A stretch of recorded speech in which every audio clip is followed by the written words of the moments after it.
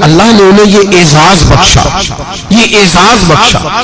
یار آدمی ہو گئی کہ حضرت مدینہ شریف کے کمرے میں جا کے بیٹھے تو ہزاروں کا مجمع زیارت کرنے پہنچ جائے. میں نے ایک سفر مدینے کا حضرت کے ساتھ، مجھے اللہ نے موقع دیا ایک سفر پہ، میں بھی حاضر تھا، حضرت بھی وہاں تشریف رکھتے تھے. میں نے دیکھا ہے ہم حضرت کی ویل چیئر کو لے کے جب غلام نکلتے تھے تو چاروں جانب سے عربی بھی دوڑ دوڑ کے آتے، چاروں جانب سے پوچھتے تھے ان کا نام کیا ہے.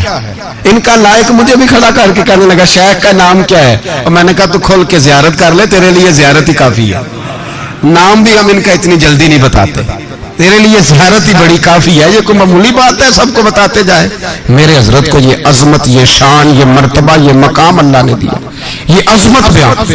اور جہاں تک مریدوں کا تعلق ہے، حضرت کے مرید لاکھوں میں.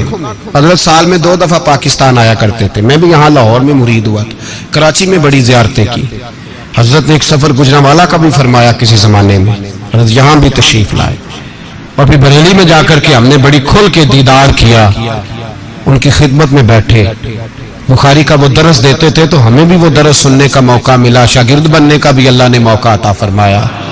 اللہ کریم نے بڑی سعادتوں سے ہمیں نوازا. ہم نے وہ رنگ سارا ان کا دیکھا، حضرت کے ہزاروں لاکھوں چاہنے والے. لیکن میں نے دیکھا ہے جو غلام ہو گیا نا ایک دفعہ، اس کے نام کا بھی انہیں پتا ہے، وہ کہاں کا ہے یہ بھی انہیں پتا ہے. اس کو دوبارہ تعارف کرانے کی ضرورت ہے. ایک مفتی شرف الدین صاحب ہے، وہ کہتے ہیں اس طرح ہزاروں کا مجمع تھا تو رسا پھینکا گیا، حضرت کا میں مرید ہوا، بیعت ہو گیا نا. تو ایک صاحب مجھے کہنے لگے یار بھرے مجمع میں مرید ہو گئے، نہ پیر صاحب سے تم نے ہاتھ میں ہاتھ ملا کے مرید کیا، نہ تعارف ہوا، نہ کوئی بات ہوئی. اللہ اللہ والوں کی نسبت بڑی چیز ہے، خدا دے یہ دولت بڑی چیز ہے. وہ تو غوث اعظم فرما گئے قیامت تک جو میرے قادری سلسلے میں مرید ہو وہ میرا ہی مرید ہے.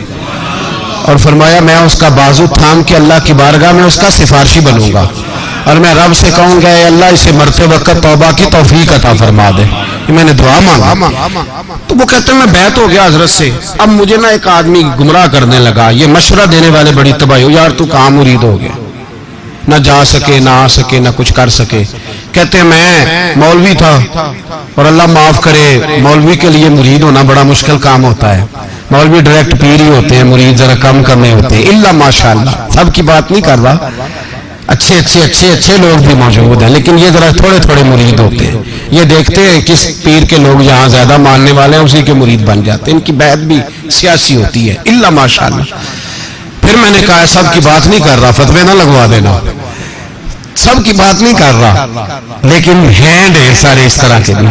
حضرت مفتی شرف الدین صاحب کہتے ہیں مرید ہو گیا. لوگ مجھے کہنے لگے کدھر بیعت ہو گیا، نہ آ سکے نہ جا سکے نہ کچھ کر سکے. فرماتے میں بڑا پریشان تھا رات، اور میرا ارادہ تھا کہ چلو سویرے میں سوچتا ہوں کیا کرنا ہے، بیعت رکھنی ہے کہ نہیں رکھنی. کہتے میں رات کو سویا تو مجھے خواب میں حضرت کا دیدار ہوا.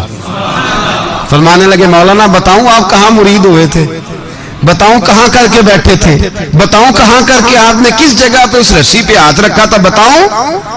فرمایا چھوڑو مرید ہو گئے تو ہم جانے اور تم جانے، لوگوں کی باتیں کیوں سنتے ہو، گویا آپس کی باتوں میں غیروں کو کیوں لاتے ہو. فرمایا یہ چھوڑو. ہاں اگر بات کرنے کا شوق ہے تو میرے بیٹے حضرت صاحبزادہ اسجد رضا صاحب کا نمبر لے لو، کبھی کبھی فون کر لیا کرنا، کوئی بات کر لینا کبھی کبھی. کہتے ہیں یہ بات ہو ہی رہی تھی کہ میرے دروازے پہ دستک ہوئی، میری آنکھ کھل گئی.